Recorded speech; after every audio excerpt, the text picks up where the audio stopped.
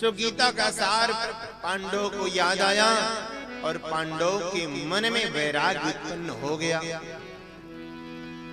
और उसी समय छोटे से पौत्र जो अभिमन्यु के सुपुत्र हैं, जिनका नाम परीक्षित है, जिनकी उम्र मात्र 14 वर्ष की है, ऐसे अपने पौत्र को अपना सारा राज्य पाठ सौंप करके पांचों भैया उत्तराखंड में भगवान की तपस्या करने के लिए प्रस्थान कर दिए।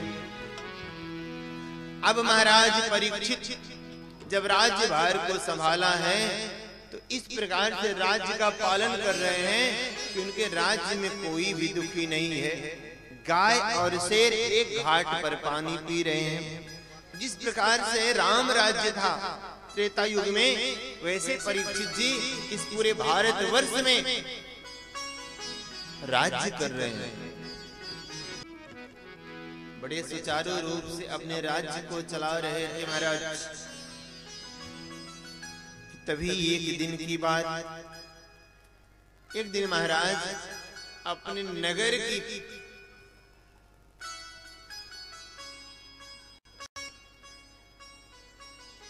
जो नगर में लोग रह रहे हैं उनकी भावनाओं को भांपने के लिए भेष बदल करके महाराज एक बार अपने घोड़े पर सवार होकर के सरस्वती नदी किनारे गए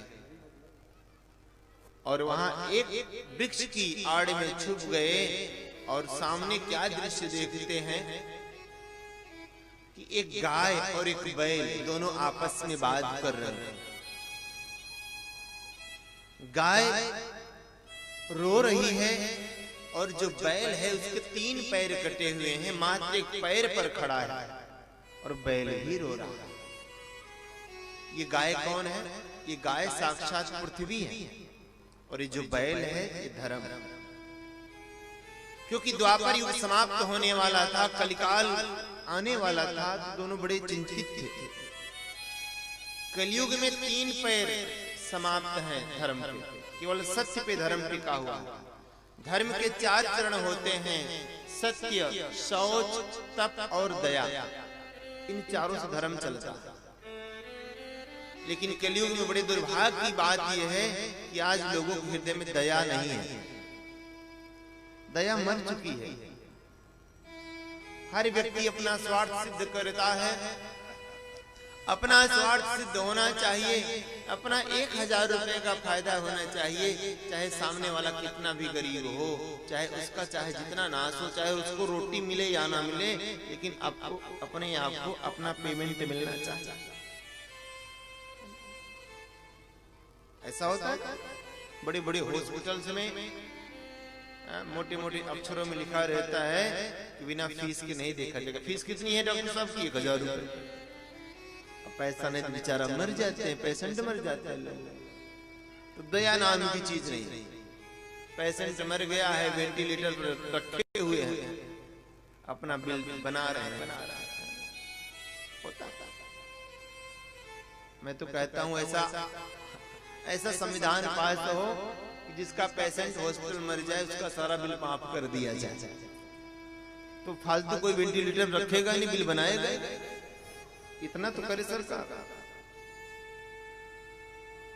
और ये तो एक अलग डिपार्टमेंट हो गया। हर क्षेत्र में जिसका जो काम है वहीं पर वो सामने वाले का शोषण करता है।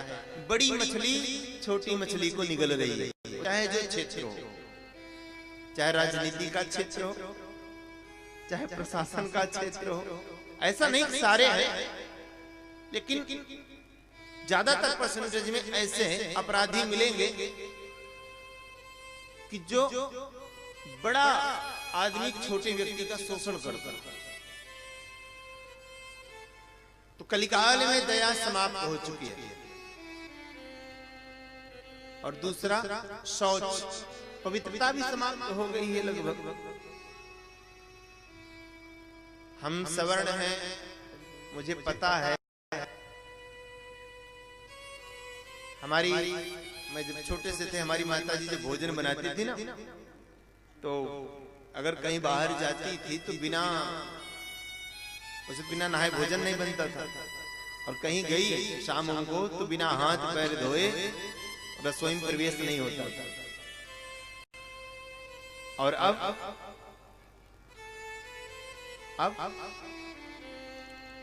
अब तो बोन क्रोकरी गई है। हाँ माई हड्डियों के, ये जो आप प्लेट यूज करती हो, क्रोकरी बर्तन, ये मैंने सुना है कि हड्डियों का बनता है, हड्डी और मिट्टी मिला के बनता है, और फैशन हो गया है इसका।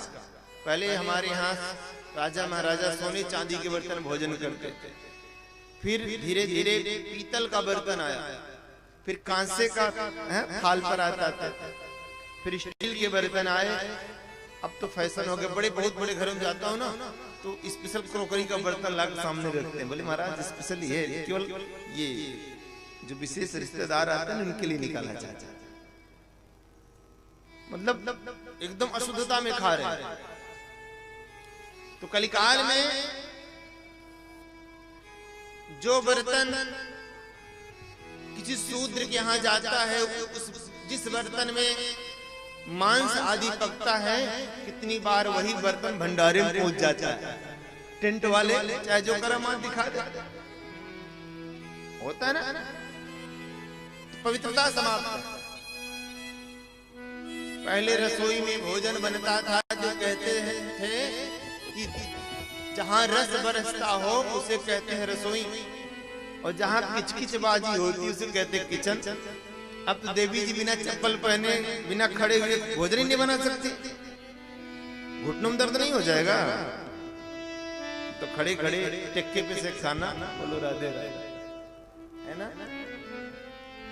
तो पवित्रता भी लगभग समाप्ति हो गई। और तीसरा तपस्या, तपस्वी को उत्तम दिखाई देते, तपस्वी नहीं रह गए। हाँ ये सत्य है जिसके दम पर ये धरती टिकी हुई है, धर्म टिका हुआ सत्य। जैसे ऐसे कितने ऋषि मुनि हैं जो कंदराओं में, गुफाओं में पड़े हैं।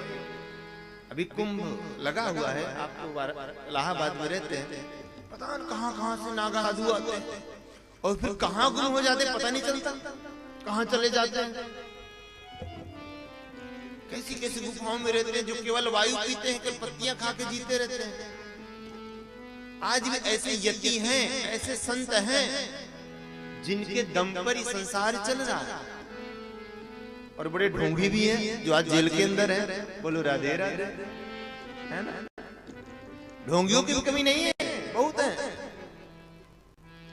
पिताजी हमारे कहते हैं ना, वही जो बाबा राम रहीम था उसको सब लोग पिताजी कहते थे, हमारे पिताजी।